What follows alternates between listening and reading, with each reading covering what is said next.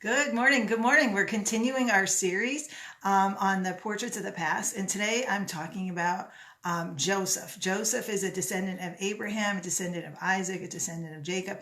And we will see today how Joseph is going to carry the blessing down through the family line, and he is going to bless his whole family and all of the world with what God is going to do with him.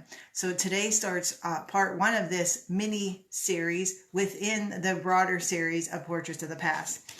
So today's message is a prophet in the pit. Now, after the rape of Dinah, which was our last video, which was the patriarch fails his family. So if you haven't watched that one, you're going to want to watch that one first before you take in all of this. So after the rape of Dinah, Jacob's daughter, Jacob goes up to Bethel from Shechem, all right, and does what he has to do. He builds an altar, he pays his vow, he settles in for a little while, and then he is on his way to Ephrath, which is now called Bethlehem. And Rachel gives birth to her second son. So this is really exciting. Rachel is finally having another son. She only has Joseph. And you know that the other 10 brothers are from Leah and the two concubines. So here, this is very exciting. Rachel is giving birth to a son, but while she's giving birth to her son, she's dying. So she's dying in childbirth. It's very sad, but she gives birth to a son, and she names him Bon-Ani. And then after she dies, Jacob renames him Benjamin. So this is how Jacob has his 12 sons. So now he has all 12 sons, and we see that the family line goes down from Abraham is the great-grandfather, then the grandfather is Isaac, then the father is Jacob, and now today's story focuses on Joseph. There's a few little things that happen in the story to the other brothers. One of them is Reuben goes in and sleeps with his father's mistress, probably trying to take over like the family line, showing his authority in the family. But that doesn't work out too well for him because he doesn't end up getting a very good blessing in the end from Jacob. Also, we saw in the rape of Dinah, we saw Simeon and Levi who killed all the males in Shechem because they raped their sister. So because the prince raped their sister. So we see those three now already have some like marks against them. All right, so we're going to see now what happens with Joseph in this account. So Isaac dies, and Esau and Jacob bury him. And today's account is going to focus on Rachel's oldest son, Joseph. Joseph's going to carry the blessing. And now where we start the narrative about Joseph, he's already 17 years old. He's 17. He's a shepherd, and he helps his brothers with the farming and the animals. And so he is a shepherd with his brothers. So now something we're not told immediately is that Joseph is called to be a prophet.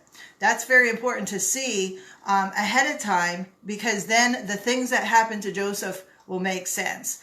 So whenever you're called to do something great for God, you're going to go through a lot of trial because you're going to have to find yourself. You're going to have to develop some character. You're going to have to do a lot of things that God wants you to do to basically move up the levels of character that God needs for you to have by the time you get to the top. And so this is the process that Joseph is going to go through in this little mini 3-part series within our greater series, Portraits of the Past. Okay, so diving right in, it's mentioned in the Bible that in Genesis 20, verse 7, that God calls Abraham to be a prophet, and in this account, God communicates with Joseph through prophetic dreams. Okay, so he is going to carry on the line of his great-grandfather. He's going to carry on the greatness of his great-grandfather. So God never speaks directly to Joseph in this narrative, but God does communicate to Joseph, and he gives him with a special gift that helps him help the world in general and his family specifically. So we will start in Genesis 37. Joseph is 17, and now Israel, that is Jacob, loved Joseph more than any of his other sons because he had been born to him in his old age. And he made an ornate robe for him. So this is the start of the trouble. As we saw in previous accounts, Jacob had favored his son Esau, and all of the favoritism, all of the problems that caused, that made Jacob go ahead and try to steal the blessing. So Isaac is, showing all this favoritism, and Jacob is learning this from his parents. So you got to be careful what you're showing your children, because they are going to carry on that generational curse into the next generation, and it's going to keep carrying on all down the line until somebody says stop. And so we see that right here, right away in this account. A robe, as fancy as it was a symbol of kingship or leadership. And of course, the other brothers were jealous. Where was their robe? Where was their robe? There was no robe for them, only for Joseph. Jacob had only eyes for Joseph. And when his brothers saw that their father loved him more than any of them, they hated him and could not speak a kind word to him. That's what it says in verse 9. So we see the continuation of the favoritism from Isaac and Rebekah now to Jacob. So Joseph goes ahead and he has a dream. Now, this is not any kind of dream. This is a prophetic dream that God is speaking to him about his future. Sometimes God will tell you something about your future, something wonderful, and it's not going to happen right away. It's going to take months or even years or even decades to happen. But this is what happened with Joseph. He is given this dream, and the problem that he has is he is young, he is immature, and he's inexperienced. And what happens is he goes ahead and starts to talk about those things which God told him, those things which he most probably should have kept secret. Of course, when we are young and immature, we're not sure exactly what we should say and what we should not say. But Joseph just went ahead and barreled right ahead and went and told them everything. So this is the dream. He said to them, "Listen to this dream I had. We were binding sheaves of grain out in the field, when suddenly my sheaf rose up and stood upright, and your sheaves gathered around mine and bowed down to it." And his brother said, "Do you intend to reign over us? Will you rule us?" Of course, they can see the interpretation here. It's a very, very simple interpretation. So Joseph had another dream. This time the sun and moon and 11 stars were bowing down to him. And of course, he didn't take the hint from the last response. He went ahead and told them this dream too. And he also told his dad. So his brothers were jealous of him, but his father kept the matter in mind. So he pondered it. And I think of Mary, when she pondered those things in her heart, she didn't go around telling everybody, "I have the Son of God. This is what's going to happen to him." She didn't do that. She kept it to herself, and she just thought about it. So the dreams Joseph's having, of course, are prophetic. They are not specific, but we see even the brothers can interpret them to mean Joseph is going to rule and reign. So Jacob, who is now called Israel, sends Joseph to check on his brothers in the field taking care of the flocks. So when Joseph finds them, it says in verse 18, they see him coming in the distance, and before he reached them, they plotted to kill him. So they want to get rid of him. They want to get rid of this concept that in the future he's going to rule and reign, and that they're going to bow down. So they don't want to be subservient to their little brother, so they're going to get rid of him. So, of course, the brothers want to kill him, and Reuben says, "Let's not kill him. Let's just throw him in a cistern," because Reuben has a plan. He's going to come back, and he's going to save Joseph from the cistern and take him back to his dad. Okay, so that's the plan. So they're going to throw him in a cistern. So at this time, Reuben must have walked away because he didn't get the next plan that the brothers had. So Judah now, brother number 4, in an effort to save Joseph from being killed, suggests that they just sell him. They just sell him to this caravan of Ishmaelites that are coming. They have a caravan of camels. They're loaded down with all kinds of goods, and they're on their way to Egypt.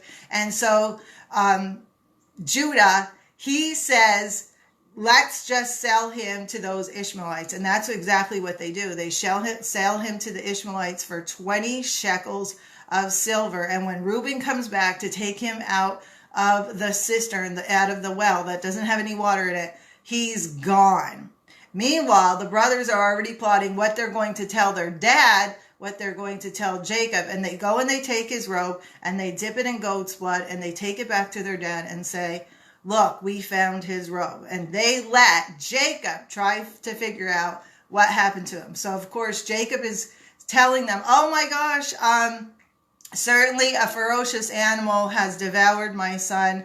And so he tears his clothes and he puts on sackcloth and he mourns the loss of his son. So he is so upset.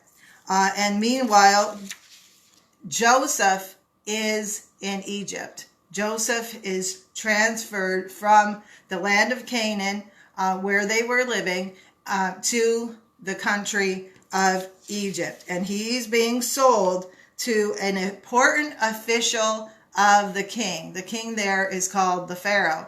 So he is being sold to a very important official of Pharaoh. Now, just what I want to say about this story, a few things, is yes, this is a horrible thing that is happening to Joseph. Just a few things I wrote down. It's the result of sin, the jealousy of the brothers, the favoritism of the father. All right, he's completely innocent. Yes, he goes and he broadcasts what his dream is about, but he's completely innocent in it, I believe. I don't think he's trying to be bratty or brag or anything. I think he's just saying, wow, God is talking to me, and this is what he's saying. Can you believe it? I don't think it really dawns on him that it's such a huge burden for his brothers to experience that someday Joseph is going to be great. So it's the result of sin, the jealousy of the brothers, the favoritism of the fathers. Now, families are messed up. As you can see, as I'm going through this family line in the Bible, these families in the Bible are really messed up, and just like families are today. Terrible things happen, but God always has a plan. Something that I wrote down. God is allowing the circumstances. God has a plan for Joseph. He has to position him in Egypt for a great thing that he's going to do. And this is how he is allowing him to get there. Yes, he could have just put him on a Greyhound bus and sent him down to Egypt. But this is the way he chose to allow things to happen. He allowed the brothers to sell him. He is allowing Jacob to mourn. And he is allowing Joseph to be in Egypt in the servanthood of this man, this important man who is connected to Pharaoh, so that he can make his further connections that he needs to make to fulfill God's plan for him. So just like Abraham had to go to a new land, Joseph has to get positioned in the place where he needs to be to do what God wants him to do. So first, Joseph has to go through this process to get where he's going. And in the meantime, God is going to grow him. And that is an exciting part of the journey. It's not always feeling good to grow in God, to grow up and build your character and get to the place where God can actually use you to help thousands or millions like Joseph is going to do. So there are pits in life, just like Joseph was in that pit, in that cistern, in that well, that we are in different kinds of circumstances where we feel stuck, where we feel alone, where we feel abandoned, where we feel unloved. And God is there with us because we are not abandoned. We are not stuck. We are loved. And God can help you get out of that place into the wonderful life that he has planned for you. I want you to have a wonderful, wonderful day and a wonderful weekend.